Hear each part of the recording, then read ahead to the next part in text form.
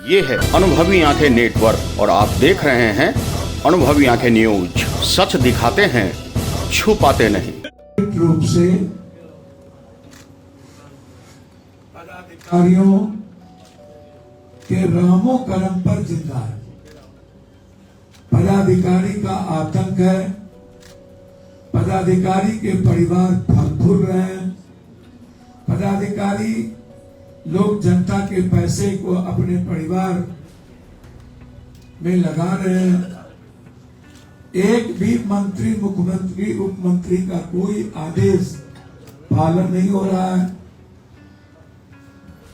जब deputy CM का file मंगाना कोई नहीं सुनता, तो मेरा एक नेक सलाह होगा विजय बाबू को कि अविलंब आपको इस्तीफा करना चाहिए और जनता में मैसेज देना चाहिए कि जब हम अपनी मंत्री खुद अपनी रक्षा नहीं कर सकते, तो इस प्रदेश के 13 करोड़ लोगों की रक्षा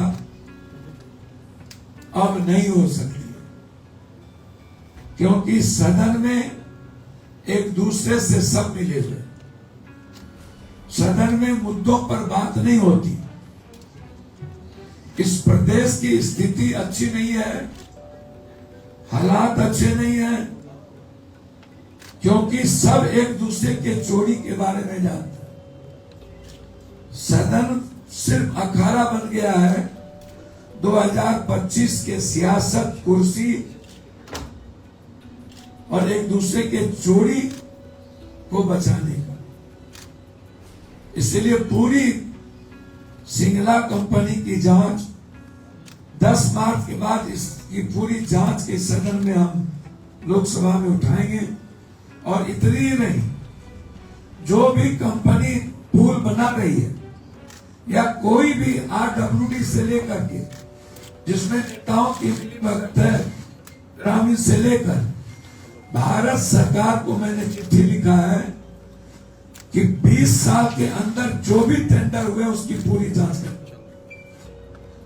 प्रधानमंत्री जी को भी, मुख्यमंत्री जी को भी, क्योंकि बिहार के मुख्यमंत्री तो अब सिर्फ पदाधिकारियों ने उन्हें निस्तब्ध कर दिया। वो काम करने वाले व्यक्ति थे। पता नहीं नीतीश कुमार जी किन परिस्थितियों में मुक्त दर्शक बने हुए, क्यों चुप है? क्या कारण है कि इस प्रदेश की प्रगति रुक गई, जो बजट से समझा जा सकता है? बिहार का बजट मुझे लगता है कि ऐसा बजट मैंने किसी भी, जो सबसे छोटा प्रांत है, उस प्रांत में भी इतने कम की बजट के साथ और कोई विजन और दूरदर्शिता नहीं, प्रगति और सकारात्मक दृष्टि नहीं, और बिहार के विकास को लेकर के खास तौर पर नौकरी का कोई विजन नहीं, युवाओं का कोई विजन नहीं, भ्रष्टाचार का कोई विजन नहीं, और माफिया राज का कोई विजन नहीं। इसीलिए मैं आदरणीय विजय जी से आग्रह करूंगा कि आप सभी मंत्री उस लायक नहीं बचे हैं। लगभग मंत्री वसूली कर रहे हैं, लोगों से पैसा वसूल रहे हैं। लगभग, चाहे वो पीएचडी, चाहे वो आरयू, सभी टेंडर में पैसा वसूल के मंत्रियों को पदाधिकारी के द्वारा भेजा जाता है।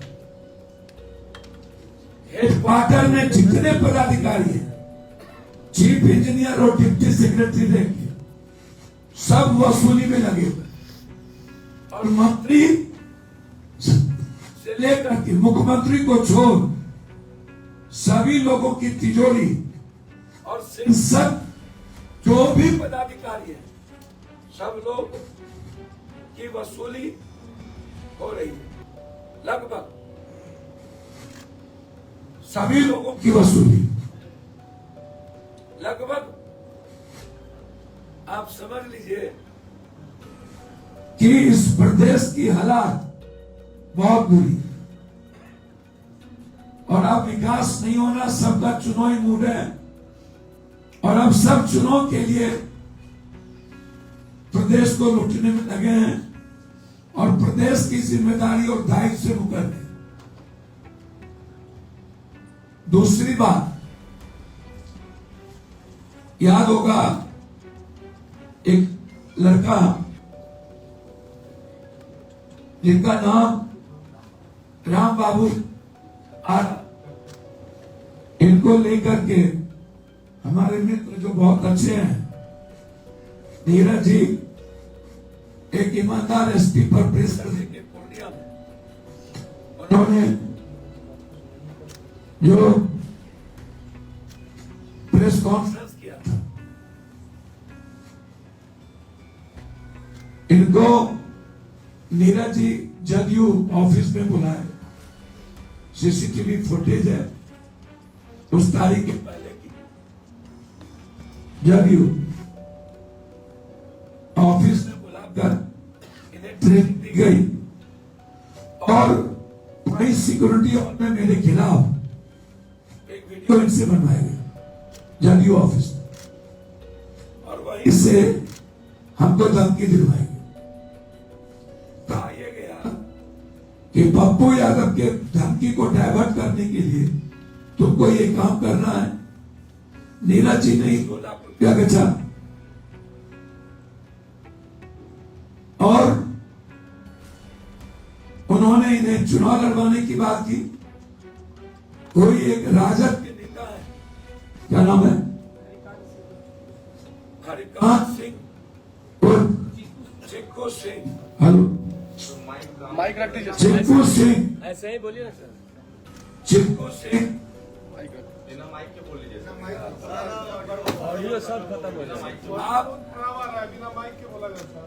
आश्चर्य होगा आपको, चिक्कू सिंह जी इनको लेके आए नीरज जी के पास। नीरज जी ने कहा यह है पूरा और लगातार लॉरियंस जो धमकी दे रहा उसको डाइवर्ट करने के लिए, ताकि डाइवर्ट हो और खुद पप्पू यादव पर साजिश लगे और मेरी जान की हत्या को कमजोर करने के लिए नीरज जी ने किसी से बातचीत करके, मुझे समझ में नहीं आता क्या इतने बड़े पार्टी और गंभीर नेता जो नीतीश जी है, उनके प्रवक्ता इस तरह होंगे। इनको यहाँ के बाद धमकी दिलवा करके छोड़ दिया गया। उसके बाद एसपी पूर्णिया को फोन करके इनका मोबाइल नंबर दिया गया, इनसे बातचीत किया। वहां के पदाधिकारी यहाँ आए, गाड़ी से लेके गए, आधा घंटा इनको मात्र लॉकअप में रखा गया और इनको कहा गया कि मैं जो जो प्लान करता हूं वो आप बोलिए।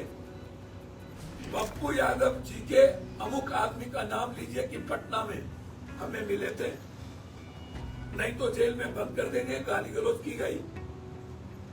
एसपी साहब पर पटना से प्रेशर दिया कि आप वहां पर ये प्रेस कॉन्फ्रेंस करें। आज जब हम आए तब ये आए कि मेरे जान को खतरा है, फिर मुझे परेशान किया जा रहा है। मैं ना आपको जानता था। हम जेल से जब निकले, चिक्कू सिंह हमको जदयू ऑफिस में ले गए। फिर जब हम लौटे पूर्णिया से तो दोबारा हमको पूर्णिया थाना से फोन आया कि आप सचिवालय थाना चले जाओ और सचिवालय थाना पे सचिवालय बोले थे पटना आ गए, उसके बाद बोले कि जेडीयू कार्यालय। सचिवालय में बोला गया जेडीयू कार्यालय फिर चले गए, दोबारा गया तो अब फिर कौन मिला? नीरज जी, आप बताइए क्या हुआ, बोलिए।